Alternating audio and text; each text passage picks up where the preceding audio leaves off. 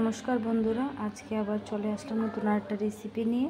আমি এখানে চিংড়ি মাছ রান্না করব। কি করে রান্না করছি দেখুন আপনারা। এখানে আমি কড়াইতে তেল দিয়ে দিয়েছি। এবার কেটে রাখা আলু দিয়ে দিয়েছি।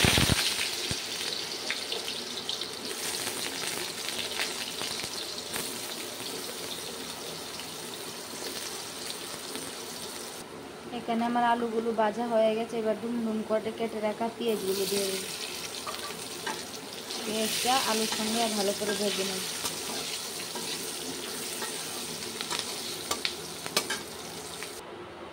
আমি এবার নুন হলুদ দিয়ে মেখে রাখা মাছগুলো কড়াইতে দেব। মাছগুলো বেশি ভাজবো না, হালকা ভেজে নামিয়ে নেব।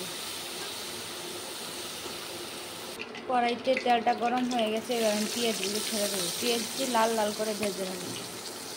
পেঁয়াজগুলো ভাজা হয়ে গেছে। এবার একটা মশলা অ্যাড করব। মশলাটাতে আমি দিয়েছি শুকনো লঙ্কা, জিরে, আদা বাটা, এবার হলুদ গুঁড়ো, লবণ দিয়ে দেবো। দেখুন বন্ধুরা, মশলাটা আমার কষানো হয়ে গেছে। এবার কয়েকটা ঝিঙ্গি দিয়ে দেবো।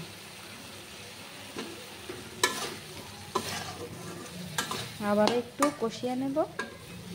ঝিঙ্গাটা কষানো হয়ে গেছে। এবার আলুটা ভেজে নিয়েছে, তো ছেড়ে দেব।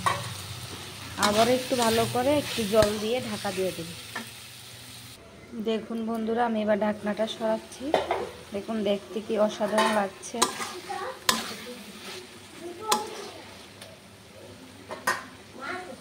এবার আমি ভেজে রাখা চিংড়ি মাছগুলো দিয়ে দেব।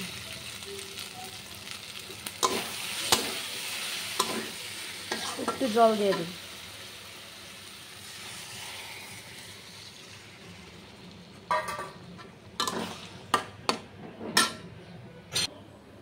দেখুন বন্ধুরা, আমার হয়ে গেল ঝিঙ্গে আলু চিংড়ি মাছ। আপনাদের কেমন লাগছে অবশ্যই জানাবেন। ভালো লাগলে লাইক সাবস্ক্রাইব করবেন। ধন্যবাদ।